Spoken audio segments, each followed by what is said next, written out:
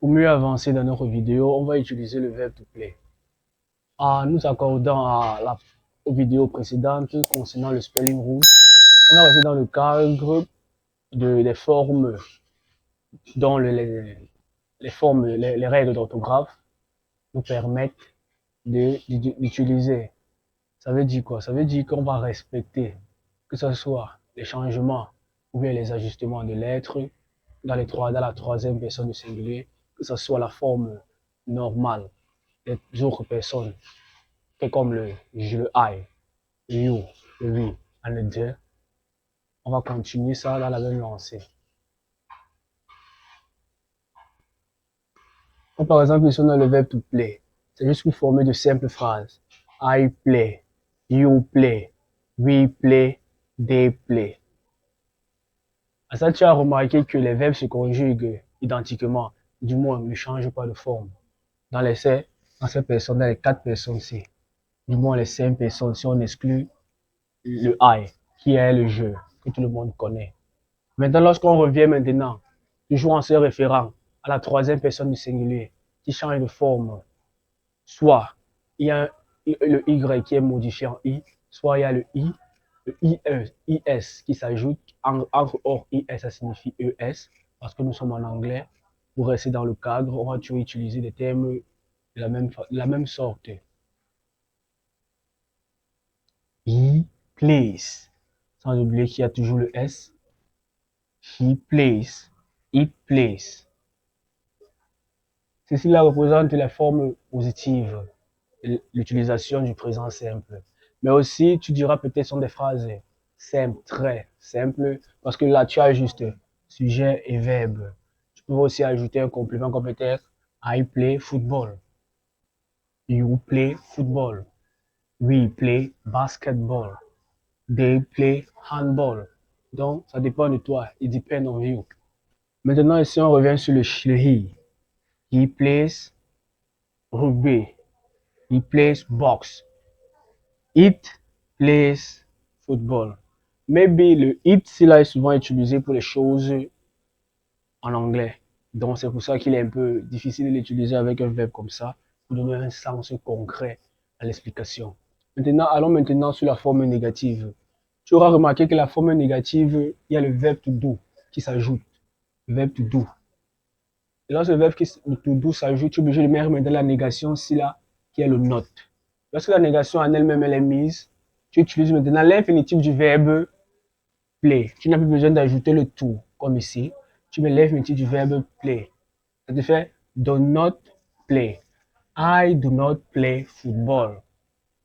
L'exemple est assez palpable. Toi-même, tu as pu comprendre de quoi il s'agissait. Tu reviens encore. You do not play basket. We do not play football. Again, repeat after me. I do not play football. We don't have football there, but we add football at the end to make a good example. Ça veut dire quoi? On n'a pas football ici depuis, à ce que tu vois. Mais on ajoute football seulement pour donner un bon exemple à notre explication. Pour que tu sois vraiment plongé dans ce que nous sommes en train de dire. Parce qu'il est difficile de maîtriser la langue en soi, mais c'est pour ça donc que je te permets, avec mes explications, qui sont censées être en anglais, je te les transmets en français. Allons-y. On continue avec la contracted form. La contracted form, c'est la forme contractée. Forme contractée du not, qui devient le N apostrophe T. Apostrophe is this. Vous pouvez bien dire apostrophe ou bien iPhone T. Vous pouvez bien dire apostrophe, mais dans ce sens-là, c'est pour te permettre d'abord avoir un vocabulaire. Pour que si tu tombes peut-être sur notre vidéo qui crée peut-être dans le même sujet et que tu n'as pas de difficulté à comprendre rapidement et savoir les mots qu'ils utilisent. Donc là, we have apostrophe or iPhone. Here we have T, here we have N. We have D, O, N, iPhone T. We have I don't play. I don't play. Je ne joue pas. C'est tout. On revient. You don't play. We don't play. The don't play. Ici là se lit don't. Ici là se lit do not. Deux mots. Do not play. tout en sachant que les 5 premières personnes, si disons le I, le you, le we, en le de, se conjuguent identiquement, que ce soit sous la forme positive, on aura le play qui va rester en forme infinitive. Après, on revient ici sur le do not. Ça conserve toujours la même forme pour les 5 différentes personnes. Maintenant, notre spelling rule s'applique toujours à la troisième personne du singulier qui est en soi le he, le she, le it. C'est pour ça que d'abord, dans la forme positive, on a juste ajouté le s. Ça va faire he plays, she plays, it plays. Mais maintenant, on revient maintenant sur la forme négative qui était le sujet de notre interrogation. Tu verras que c'est le do, qui est conjugué ici à la troisième personne du singulier. Mais le do en soi, lui plutôt, il ajoute un is, nettement comme le verbe to go, qui à la troisième personne du singulier devient goes. Et le do devient does. Does. Then we have does not play. He does not play. He does not play.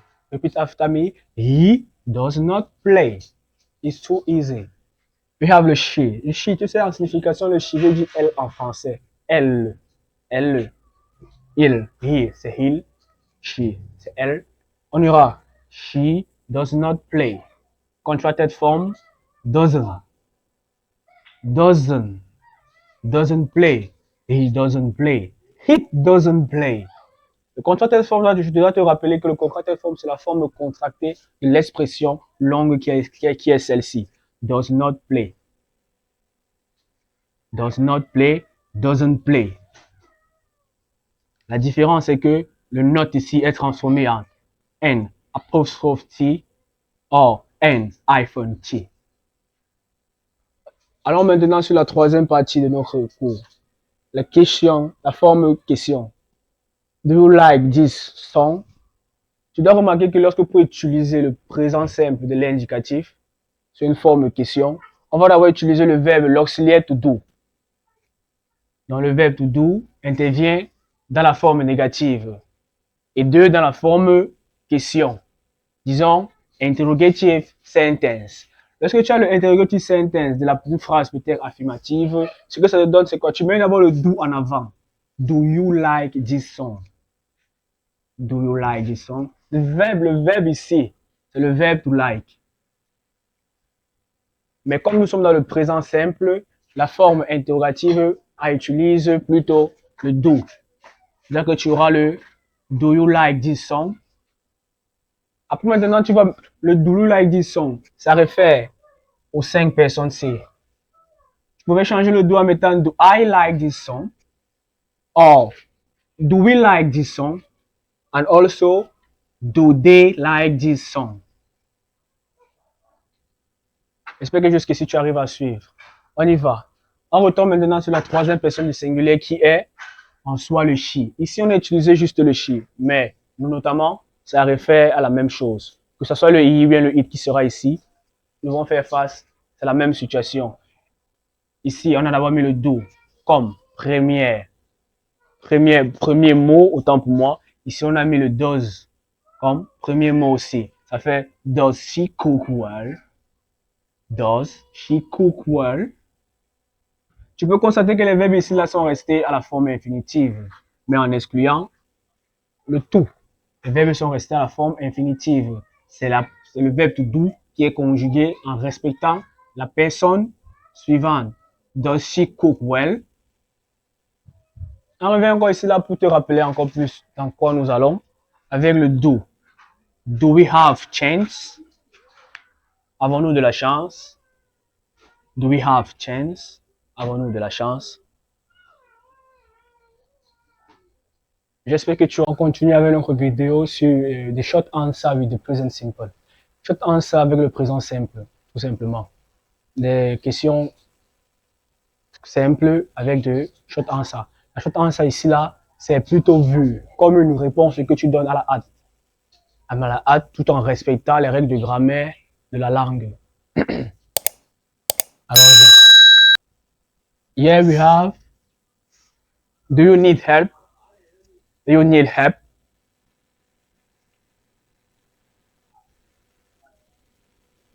As-tu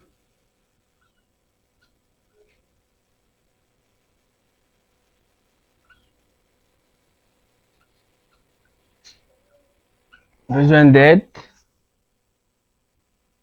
Avec le point d'interrogation à la fin. En anglais, c'est le question mark.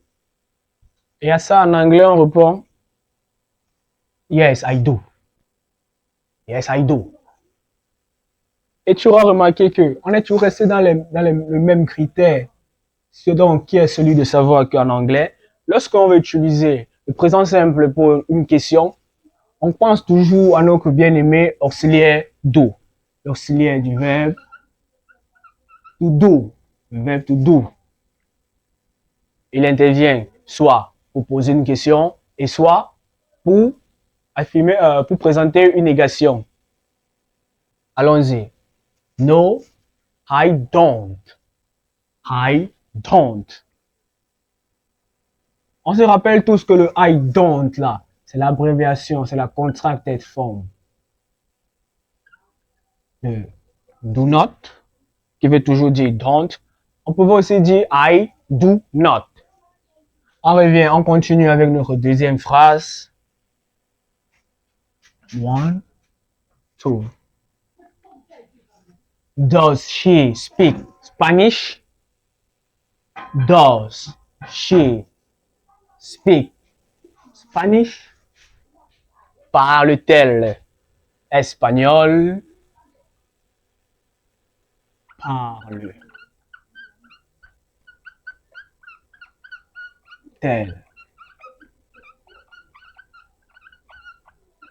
espagnol? Yes, she does. No, she doesn't. On y va toujours dans le même cadre de la troisième personne du singulier. Nous avons le does he runs fast? Est-ce qu'il court rapidement?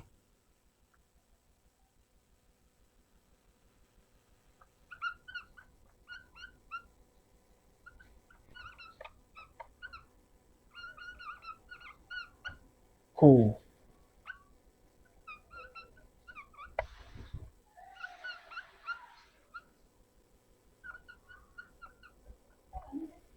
Rapidement. Yes, he does. No, he doesn't. Do you like this song? On n'oublie jamais le question mark. Do you like this song? Yes, we do. No, we don't. On ne pouvait pas parler du présent sans pour autant parler des indicateurs du présent. En fait, ces mots sont des mots qui permettent de savoir quel temps tu dois conjuguer un verbe dans une phrase.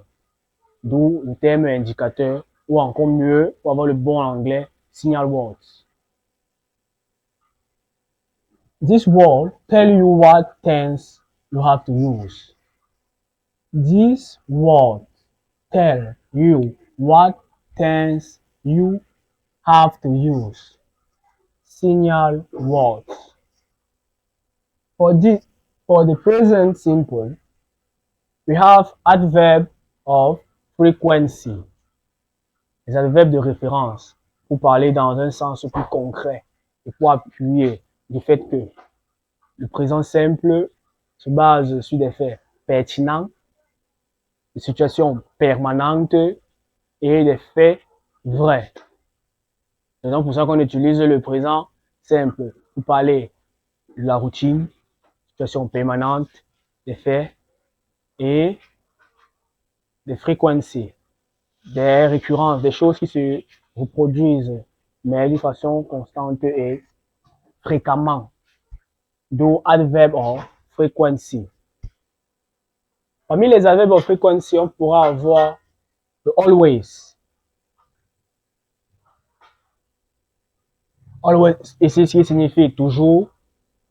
For example, we have Paul always takes taxi. Paul prend toujours le taxi. Often, souvent. Bea often goes to church. Bea va souvent à l'église. Usually, Maggie usually cooks rice. Maggie prépare constamment du riz. Maggie prépare constamment le riz. Sometimes, Hugo helps his friends. Parfois, Hugo aide ses amis. Tu pourras toujours remarquer qu'on s'est appliqué à respecter le spelling rules, l'orthographe. Sur chaque temps, tu vas rencontrer des difficultés et tu auras souvent fait face à des erreurs communes que tout le monde fait, mais au début de la langue. Si on prend par exemple le premier cas, parce que sur le tableau, j'ai listé quelques exemples de cas d'erreurs communs qu'on rencontre dans la langue, ou bien dans la façon lorsqu'on apprend et tout, les erreurs qu'on commet. C'est en commettant des erreurs qu'on finit par maîtriser. Voilà, allons-y. Tu vas voir, il y a le missing word. Le missing word ici, littéralement, ça veut dire les mots manqués, les mots que tu n'as pas mis. Tu as oublié, tu as omis de mettre. Par exemple, si tu prends le cas ci là, what time? Matt finish work. What time? Matt finish work. Ici, tu vas te dire non, c'est bien dit, il n'y a pas de problème là-bas. Celui tu peux comprendre, celui qui comprend la langue comprend bien, comprend le sens de la question. Mais maintenant, en bon anglais, ça ne se dit pas. Ça se dit pas. Et on sait d'abord que au présent simple, pour mettre un mot, conjuguer un verbe, on sait de prime abord que lorsqu'on veut poser, on veut faire une interrogation, on utilise l'auxiliaire to do. Et si là, lorsque tu regardes ça, il n'y a pas d'auxiliaire to do. Et dire qu'est-ce qui manque ici là? C'est le does. Le does, pourquoi le does? Parce que marked, c'est le singulier. Dans la troisième personne du singulier, does. What time does Matt finish work? Là maintenant, il s'agit du véritable anglais et du plus même. What time does Matt finish work? On va dans le deuxième cas de spelling. Spelling, tu vas savoir que spelling, c'est l'orthographe. Spelling, c'est orthographe. Maintenant, il y a les orthographes qui changent, comme on a vu peut-être avec les spelling rules. Le spelling, l'orthographe du verbe qui doit changer à la troisième personne du singulier. On a BA ici, là. Féminin singulier. Et on a Christ. La prononciation peut être ça, mais l'orthographe, lui, c'est pas ça. Le spelling rose demande que lorsqu'on a un verbe qui se termine par Y précédé d'une consonne, on change. We change the Y to I and at ES. Ça veut dire quoi? Ça veut dire que lorsqu'on a un verbe qui se termine par un Y précédé d'une consonne, on change le Y en I, donc I, et on ajoute IS. Ça va donner quoi? Christ. Donc, le spelling, l'erreur que les gens rencontrent souvent avec l'orthographe, si tu as la troisième personne du singulier, Bea tries to look after her grandmother. Mais elle essaye de prendre soin de sa grand-mère. Tense, le temps. Souvent, le présent simple est confondu avec le présent continu. Oui, on utilise souvent les deux. C'est une confusion générale. Ça peut arriver, mais ça ne se dit pas dans le plus anglais. Par exemple, ici on a You are living in Paris. Non, on utilise, we use the present continuous to express the temporary situation. Ça veut dire qu'on utilise le présent continu ou le present progressive to express the temporary situation. Une situation temporaire. Temporary. Je ne prononce pas peut-être bien le R à la fin, mais c'est temporary. Temporary situation. Maintenant, on parle dans le cas du présent simple, on utilise le présent simple pour parler de situation permanente, permanent situation, temporary, permanent, different. Situation C, lorsque tu dis peut-être you are living in Paris, c'est une situation qui est près de changer tout de suite. Donc présent, présent continu, toute signification propre, présent continu. Près de changer à l'instant. C'est pas là éternellement, ça va changer. Mais lorsque peut-être sur le mais ici là, on a affaire au présent simple. Donc,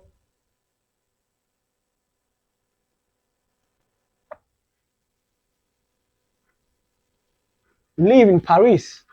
Live in Paris. The verb You likes to travel. Tu sais, tu vas te dire, mais c'est like qui est conjugué. Non, c'est bien like qui est conjugué, mais c'est pas, ne respecte pas les règles de conjugaison. Parce qu'on sait que dans le présent simple, le we, le verbe reprend, ça reste sa forme infinitive et ne prend pas S. Mais ici, on a un cas où le we a pris S. Je veux dire, qu'est-ce qu'on doit changer ici? On enlève juste le S. We like to travel. Nous aimons voyager. On y va avec les formes. Les formes. On t'a aussi dit que là, on va remarquer avec le doesn't, avec le verbe to eat, in the infinitive. Paul and Tom doesn't eat vegetables. Ici, tu dois remarquer qu'il y a Paul and Tom. Paul and Tom means the plural. Ça veut dire que normalement ici, we can change it with to they. They. They. We have the doesn't eat vegetable. But, on sait aussi que le they, c'est le pluriel. Et lorsqu'on veut conjuguer à la troisième personne du pluriel, le do se met en do et non en does. Maintenant, dans le cas là, c'est dans la forme affirmative des do eat vegetable. C'est la forme affirmative. Mais maintenant, comme on est dans la forme négative avec le doesn't qui nous exprime ça clairement, they don't eat vegetable. Maintenant, on revient maintenant en respectant notre phrase proprement dite. On aura Paul and Tom don't eat vegetable. On va sur le cas suivant. Does I prefer coffee? La prononciation peut être tellement parfois bonne que tu as l'impression de croire que ce que je dis c'est ça. Non. Does I prefer coffee? Non, ça se dit pas en anglais. Dans le plus anglais, on aurait plutôt dit tout en sachant que lorsqu'on conjugue le verbe to do à la première personne du singulier, c'est I do. Et lorsqu'on veut poser une question en anglais, on sait de prime abord que si on utilise le verbe to do, on va utiliser encore le verbe to do dans la négation et dans l'interrogation. Ça veut dire quoi? I do, do I prefer?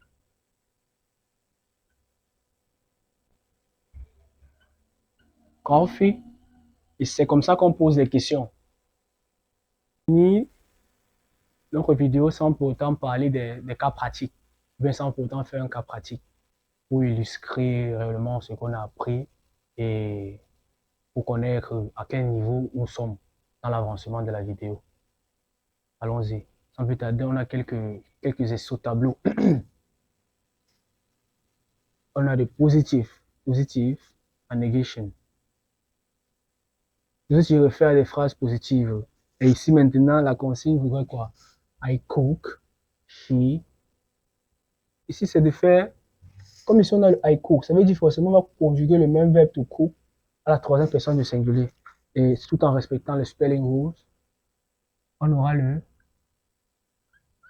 she cooks. On revient encore ici, là, c'est she goes. Après, on a ce qui est sur le we, la première personne du pluriel. Ça sera we go. On vient de enjoy et troisième personne du singulier. On sait d'abord de prime abord que la troisième personne du singulier, les formes, le verbe change ou bien prend un S à la fin.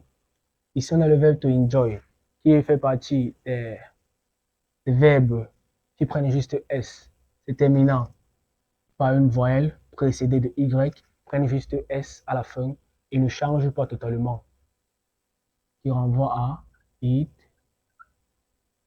enjoys. On vient maintenant avec une negation. Negation ici maintenant sont des phrases négatives. Ce sont des phrases positives, autant pour moi qu'on aimerait que ici maintenant la réponse soit de forme négative. On a Nadège and Clément study or study, depend the pronunciation. We have affirmation, that a positive statement. Then we have they don't. On continue avec la phrase suivante. Igris sings. On veut une forme négative à notre phrase ici. On va lui donner, on a sings ici, on a he doesn't. En respectant le do qui est conjugué à la troisième personne du singulier, on a ajouté is avec le n apostrophe t, or n iPhone t. Naomi fixes her phone. Naomi a réparé son téléphone. Tout en respectant nos règles d'orthographe, on aura le is qui sera ajouté. Parce que fixe ici, on se rappelera la vidéo sur les règles d'orthographe de la troisième personne du pluriel au présent simple. On a le fixe.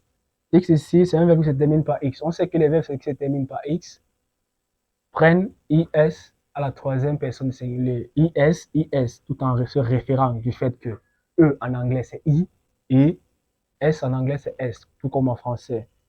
C'est pour ça que j'ai dit IS. Because si c'était le I, on aurait dit I. Mais là maintenant c'est IS or ES.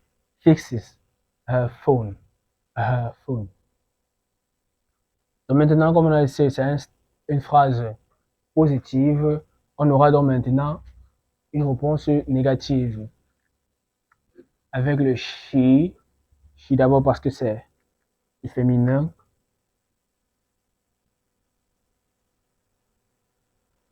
She doesn't. On revient encore. James buys new pair of shoes.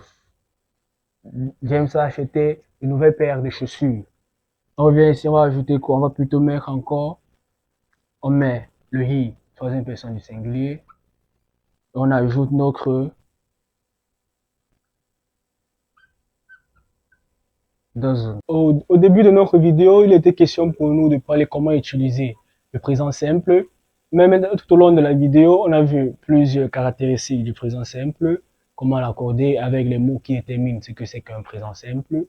Mais maintenant ici, il nous revient de terminer avec la forme interrogative du présent simple dans le cas pratique. Parce que précédemment, on a plutôt vu comment le faire dans le cas, la forme positive et celle négative. Maintenant, on revient donc sur le cas du questionnement.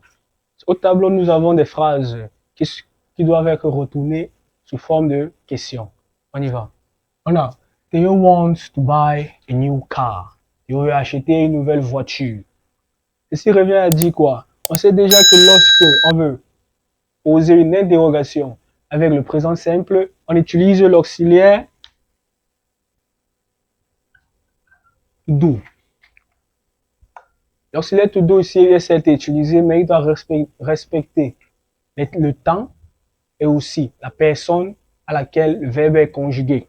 On dira quoi? Ici, on reconnaît que Théo, c'est le singulier masculin ou bien masculin singulier. Ça renvoie à dire quoi? À la troisième personne du singulier. Tout en sachant qu'à la troisième personne du singulier, le verbe to do prend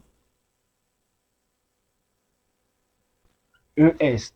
Tout en respectant dans le cadre de l'anglais, on dira IS. We have. Does. Et lorsqu'on veut interroger, on veut poser une interrogation avec le verbe, avec le présent simple, on utilise l'auxiliaire to do qu'on place à la première, comme le premier mot dans la phrase interrogative. Ça renvoie à dire quoi? On aura does Theo want buy a new car?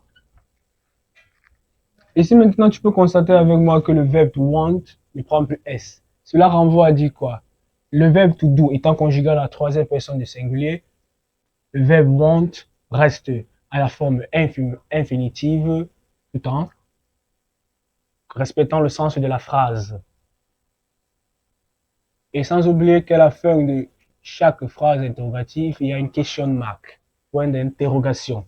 On suit avec la phrase suivante. Loïc et Alain teach online. Loïc et Alain enseignent en ligne. Ici, ça renvoie à nous donner une bref aperçu de ce qu'ils font. Mais maintenant, on sait déjà que deux personnes, ça renvoie au pluriel.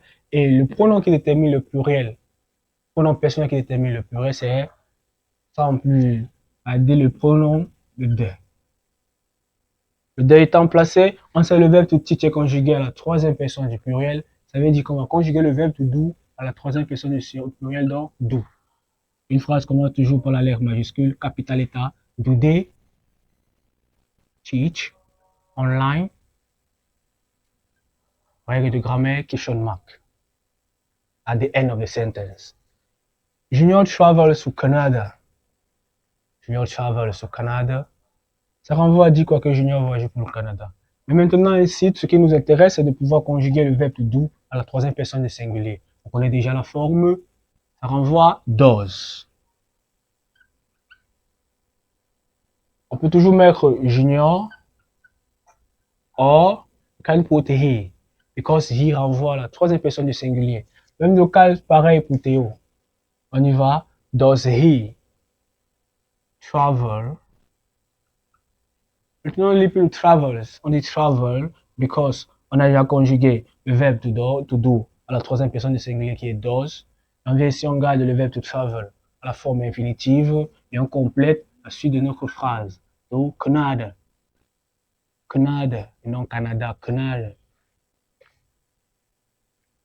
Colin et Christian live in Montréal. Là, c'est un exemple de phrase. Live in Montréal. On respecte le temps et on respecte la phrase aussi. Autant pour moi, Christian, Colin et Christian live in Montréal. We can change these two subjects to they and conjugate the verb to do in the third person plural in the present simple. We have do they. The verb to live. Put the verb to live in the infinitive. Do they live in Montreal? According to the grammar lesson, question mark at the end of the sentence. Pour bien conclure avec le présent simple, on doit d'abord se rappeler que nos séries de vidéos ont été portées sur le présent simple en soi, qui était de parler de comment l'utiliser, quand l'utiliser, et surtout reconnaître les mots qui servent à identifier le présent simple dans une phrase ou bien dans un test. Et surtout de mettre en évidence les erreurs communes que beaucoup de personnes font. Et à cela, on a appuyé un cas pratique pour permettre à chacun d'évoluer dans l'apprentissage grâce à la vidéo. Et maintenant, nous allons aller conclure notre série. Nathalie lives in Cameroon. Ça veut dire que Nathalie vit au Cameroun, une situation permanente qui n'est pas prête de changer. Nathalie does not live in Cameroon. Nathalie ne vit pas au Cameroun. Does Nathalie live in Cameroon? You can answer yes. On répond quoi? She answer. Oh yes. Does. Short answer. No. She. Okay. She doesn't.